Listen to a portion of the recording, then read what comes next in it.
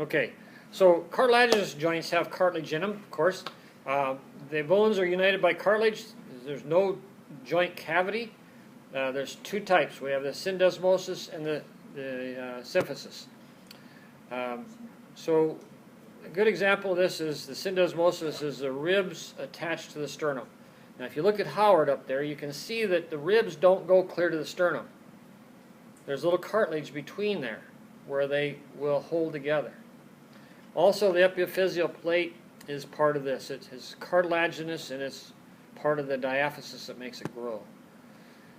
The symphysis, again, if you look at Howard, you look at the pubic bone, where the two pelvic bones come together, the pubic symphysis they call it. There is fibrocartilage between those. It's flexible, but very strong.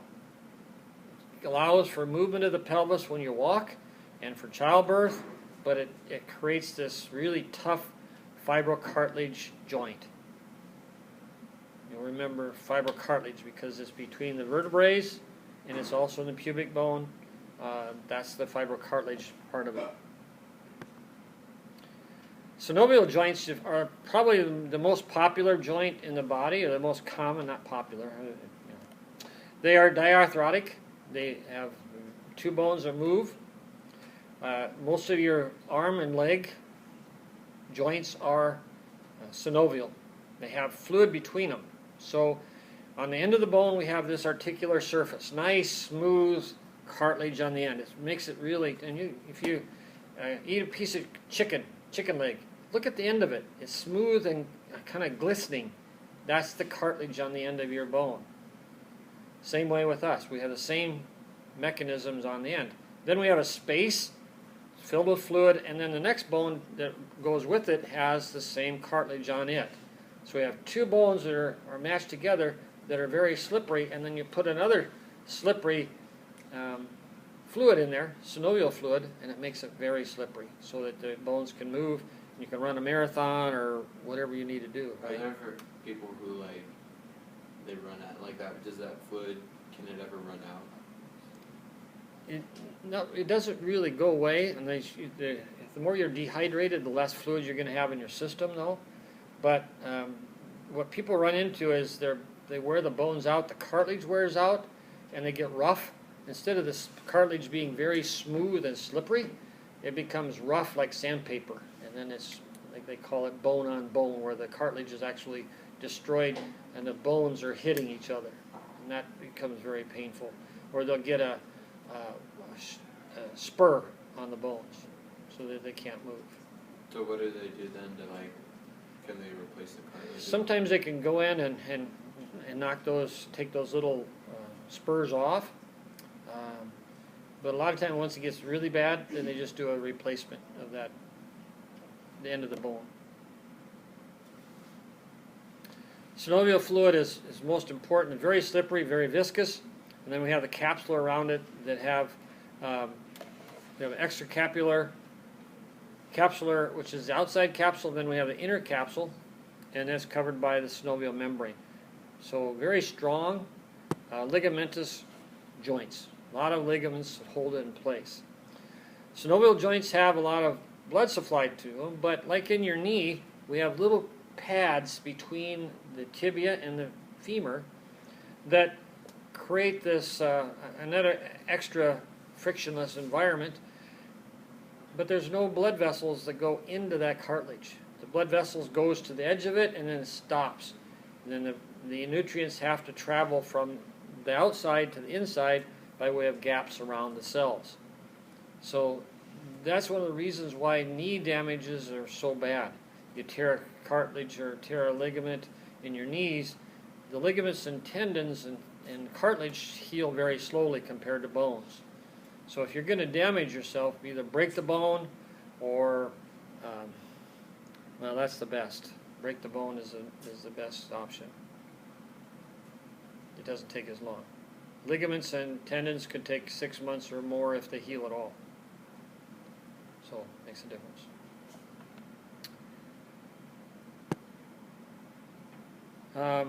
Lots of nerve fibers so we can detect pain in the joints. And also we have these little cushions that are over the top of the joints called bursae, where the ligaments and tendons will go over the top. The tendons especially go over the top of these little bursae, little pads. They're like little cushions of pillows that are lying on top of your joints, and the tendons go over the top of them and create another slippery surface so that we can move the joint. You see them in the shoulder a lot, and people will get what they call bursitis, and that's just an inflammation of the bursa, so that they don't, every time they move it, oh, it hurts, because it's kind of rough instead of very smooth. It just gets infected, and you get that bursitis.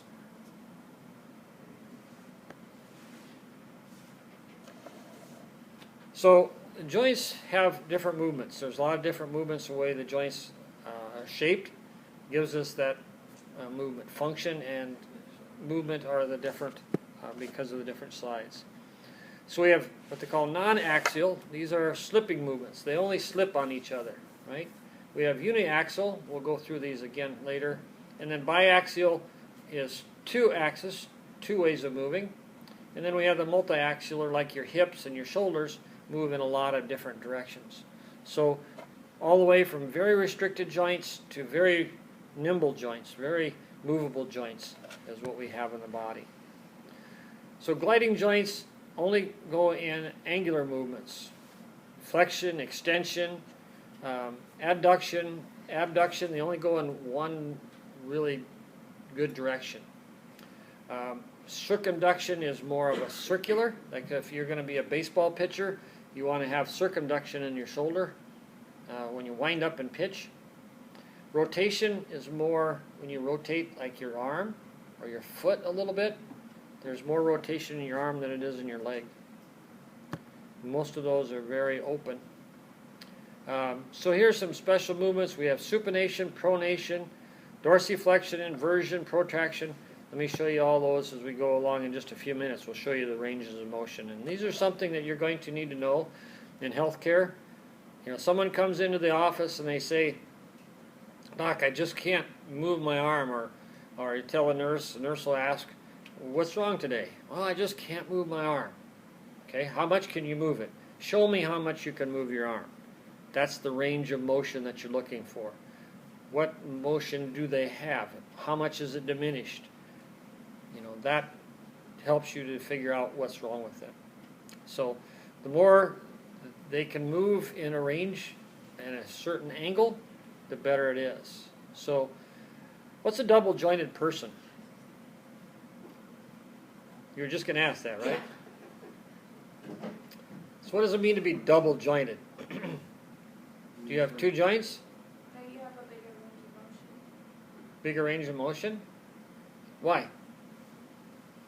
Is there really two joints, or is there something else? Or you're on the right track. You're right. You just got to go a little bit deeper. Double jointed, there is no such thing as a double joint. It's just that you have more laxity in that joint. You have more flexibility, more ability to move that joint in larger ranges than a normal person would be. Females are usually more flexible than males because of the hormonal balances that we have.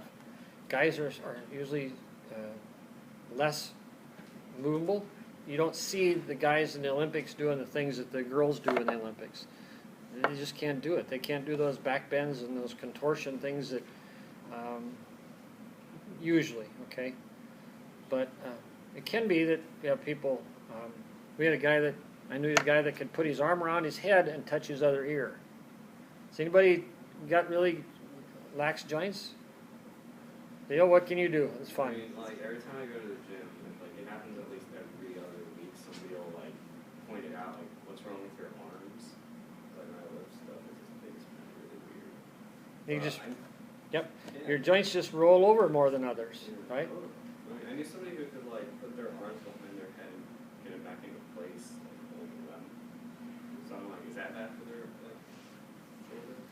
Not unless there's a pain or it pops or he has some type of movement that it is not abnormal. Usually a pain is the indicator of whether you shouldn't be doing that or not. Anybody else got some cool thing that they can do?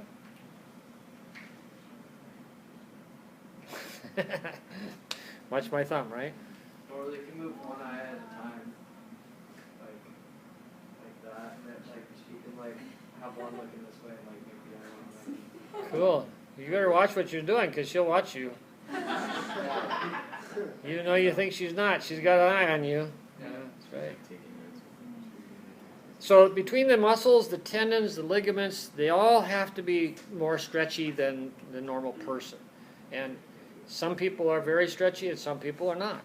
I've never hardly been able to sit, cross-legged.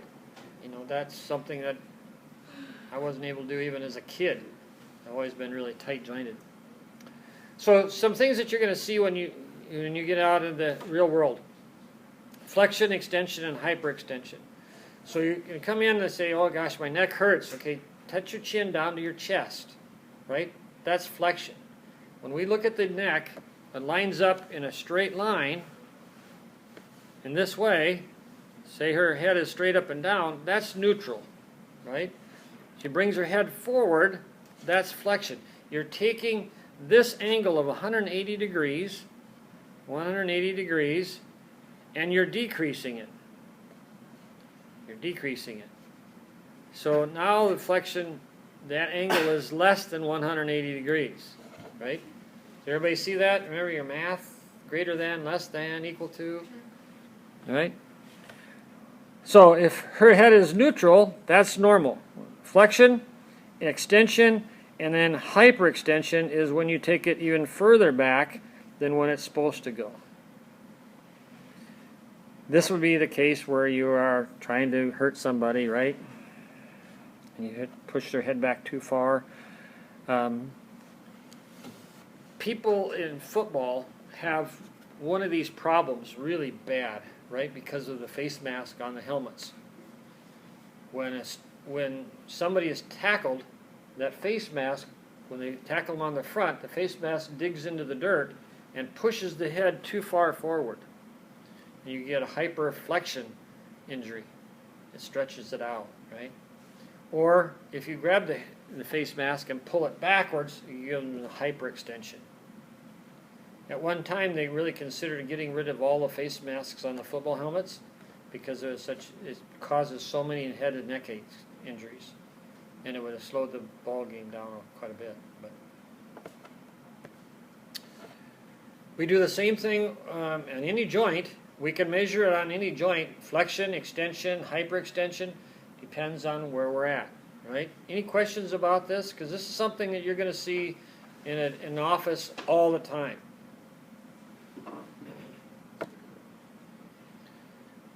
Again, flexion, decreasing the angle of a joint. Extension is increasing the angle of a joint. Hyperextension is really increasing the angle of the joint. Okay?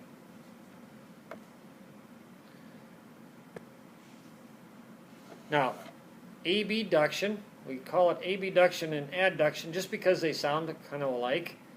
Abduction is movement of the arm outward. Adduction is moving inward. Susan Summers came out with a thing years ago called a Thigh Master. Anybody ever seen a Thigh Master? Right? Those are pretty cool. I mean, she made millions on them. Everybody had them. I mean, you can still probably find them in garage sales around Muscatine if you look really hard. But all it was like two pieces of metal with a hinge in the middle and then loops that you put your knees in, and then you kind of squeeze your legs together. And it worked the inside of your thighs. They were adductors, is what they were doing. So adduction is movement towards the center of the body. Abduction is away from the center of the body. Circumduction is moving in a circle. Some type of a circle. Whether you're a baseball pitcher or whatever, that's the movement that you look at. Then we have rotation. You can rotate your head. I don't do that very well, so I'm not going to demonstrate it. But you can rotate your head on the axis and the atlas. The axis allows the atlas to rotate in a rotational method. The atlas itself gives you that yes and no, yes, where the axis gives you the rotation, the no. And that's always a good thing to to know is how to say no. Devin? How come you can't like stick out your foot and make it go in a circle, and you can't move your arm in the opposite direction? You know what I mean? So let's try it. You can't.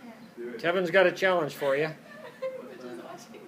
try to draw 6 through hand, right? You got to draw a 6 with your hand. Yeah. No, I just do circles. You can't you can't move your foot in a circle in one direction and then make your arm do the other. That's like patting your head and rubbing your side. You can do that though. Like, Yeah, rub your tummy and pat your head, right? but this you can't. Like you can't. Why is that? Put like down so it goes back the other It's way. like because you're using the same side of your body. Try the other leg. Try with one hand and your other leg. You can do it if you do opposites. Yeah. If you're putting too much stress on one side of your brain. You're trying to use both side part of the brain, and it's, you have different different tracks that run up and down your spinal column. The spinal thalamics and some of these different tracks give you that ability to move your arms and legs in that proper order. Because that's why you can pat your head when you're person because on opposite sides. Doing two different things. Oh, no. But those are trainable things you can do. You can train your body to do those things. Pronation versus supination. Your hand is the easiest to do with this. Supination, you turn your palm up, you can hold soup in it. Pronation, you have your palm down. If someone's laying prone, they're laying on their stomach. If they're laying on their back, it's supine. Right? So if doctor comes in and they say, please lay prone on the table, you know you're supposed to lay on your tummy. Right? But normally when you're talking to patients, you don't use these words. You just know those words because they're you have to put them in your notes. Dorsiflexion is when you bring your toes up towards your head. Pronation, or plantar flexion, I should say, is when you point your toe down like a ballerina. Right? Dorsiflexion, pronation. All the same. Inversion, eversion. So, inversion is when you rotate your foot inward. The ball, foot, and the arch of your foot goes inward. Eversion is the other way. Inversion sprains are the most common sprains that you get. And the thing is with these sprains is when you do them, when you sprain your ankle, these muscles on the outside of your leg, they're called the peroneus and the fibularis muscles, and now they're called the fibularis, stretch. They get really stretched out. So now your foot kind of lines up like this all the time, kind of sideways. So the next time you land straight. Now your foot's already turned, and it makes this all move. So you're more prone to that. Isn't that how they tell, like, if people break their ankle, they'll be like, do they roll inward or outward? It can be to tell them exactly what side of it's broken on. If you roll it inward, you have more of a tendency to break the fibula. If you roll it outward, which is much more difficult to break anything. Protraction versus retraction. Protraction is you stick your jaw out. Retraction is you pull it back in. Right? There's not a lot with that. She can really move it. What else can you protract and retract? Your shoulders? Shoulders. You can move your shoulders back. You can move your shoulders forward. Right? Elevation versus depression. You elevate, you chew, you depress, you open your mouth, put more food in. Elevate, depress. Elevate, depress. That's chewing. That's the whole thing. Opposition. These are where you have your fingers together. We have opposable thumbs. We can do this. We can pinch our nose, pinch everybody else. Right? They're opposable. What are the two most important fingers of the hand? What? What are the most important fingers of the hand? Pointer and thumb, these two? These two. Little finger and thumb are most important ones. These are great for getting boogies out, but these are better for gripping. Try to grip a tennis racket with just these three fingers. It's really tough it bends on you, it wants to come out. The little finger locks it in place. There's more muscles on the lateral side and the medial side, or these sides of the hand, than there are the rest of the fingers put together. Principles of the arms and legs. Okay, these are the most important ones, or most common that people know. The ball and socket joints. Where do we have ball and socket joints at? Shoulders and hips, right? Femur and the shoulders. Those are the ball and socket. The ones where they have the head, right? So you have the head, the neck. Those are the ball and socket ones. These are multi-axial joints. They move in a lot of different directions. Condyloid joints. These are biaxial joints. We find this on the radiocarpal joint of the wrist is a good example, or the metacarpal phalangeal joints. Wow, those are big words, right? Metacarpal phalangeal joint. Where's that at? So here's the metacarpals, right? In the back of your hand. Where's the phalangeals? These are the phalanges. So it's right between here. This is the one that you punch the wall when you're mad. Or you do knuckle push-ups on. Right? Does anybody do knuckle push-ups? Can you do knuckle push-ups? Yeah. Good, good. 50? 100? How many? Like, how many have I done throughout my whole lifetime? No, one time. What do you do? Oh, I don't know. Like, I guess 50 would be the max. That's a lot. Or like, How about fingertip push-ups? Anybody ever do fingertip push-ups? nah, that's like, I was watching a video the other day. Somebody was doing one finger push-ups on each hand. Pretty strong fingers. Saddle joints. These are joints that look like a saddle. They have a dip in them. And then the other bone sits inside that saddle. What The kind trapezial metacarpal joint. So where would that be at? Trapezial metacarpal joint. of foot? Right there. It's the base of the thumb. The trapezium is here, and then the metacarpal of the thumb is above that, or distal to that. It's a biaxial joint. It moves in two different directions. You can roll your thumb around to a certain degree. Right? Hinge joints. The ulna, the radius, the femur, the tibia, the knee joint, the elbow joints are hinge joints. You don't have a lot of movement in those joints. You have more movement this way than you do this way on those joints. Your knees don't move in a rotational manner hardly at all. They just move in one direction, one way. Pivotal joint. The atlantal axial joint in the head, in the neck, I should say. The first bone that rotates on the longitudinal axis relative to the other. So a rotation, this gives you the ability to say no. This is a pivot joint. Also the radio-ulnar joint rotates on each other. So where's the ulnar process? The radial process of the ulnar? In the elbow or on the wrist? Good question for something to think about, right? Some things that can happen to your joints. We have subluxations, we have luxations, sprain, prolapse, disc, arthritis, bursitis, and tendonitis. Let's go through these. Tell me what they are. What's a luxation?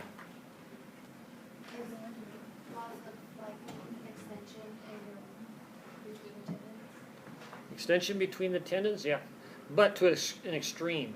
This is where you actually take the joint and almost tear it apart. You just take one bone away from the other bone. That's really strong. A subluxation is a... What's that? Hyperextending your joint, like? It could be like almost like a dislocated shoulder. That would be a luxation where you pull the ball out of the joint of the socket. That would be a luxation. Now a subluxation is just a slight luxation, a slight movement. How about a sprain? What's a sprain? These are some terms that you're going to hear a lot. Pull the muscle. Is that what it is? pull muscle, it has to do with the joint. So it's going to be a movement or a problem with the joint. Now there's sprain and then there's strain. Sprain and strain. Do you know about the difference? One is muscular and one is more ligamentous. Strain would be muscular, and sprain would be Okay. Is that right? Or is it the other way around? Is it the other way around? We'll see in a few minutes. Prolapsed, herniated disc. There's no such thing as a slip disc. They don't slip. They either herniate, they prolapse, they bulge, but they don't slip. They're hooked in that between the bones of the vertebrae by little fibers, and they don't move. If they move, you've damaged them a lot. Arthritis. What is arthritis? When your bones hurt, When your bones hurt, your joints hurt. your joints hurt. Yeah. Yeah, but what happens if your bones hurt after you've just been riding a horse? Is that arthritis? No, that's just being sore. That's just being sore. So, what is? Let's break it down. Arthro is what? Joint, right? What is itis? Inflammation. Inflammation of the joint is arthritis. How about bursitis? Inflammation of the bursa, right, in the joints. And tendonitis. What is tendonitis? Inflammation of the tendons, right? You see itis, that's an inflammation process. Can you get herniated disc when you're pregnant and giving labor? The pressure usually is more of a, you'll usually get like a, you can have an aneurysm, you could have a blood vessel pop. That's more common. I don't usually have it during giving birth. They can have problems up to that point, but once they're in bed or trying to give birth, they usually don't have the biggest issues with that. You could have like a hemorrhoid pop out. This is a cadaver. These are really cool. Cadavers are about the coolest thing you can ever play with, right? They don't talk back, and they do allow you to have fun and see really what's going on. But here are some of the different things. This section of the shoulder, here is our acromial joint. This is where the clavicle and the sternum, the clavicle and the scapula attach. Then we have the clavicle here. Here's the head of the humerus, which goes down into the neck. Here's the anatomical, the surgical neck. Pectoralis major muscle, which we haven't talked about, and they've taken the deltoid muscle, which is the muscle on the outside of your shoulder. They've deflected it back so you can see things. Here's the bicep, long head, short head on both of these. Pretty common dissection of the shoulder joint. And it says by my clock it's time to go. So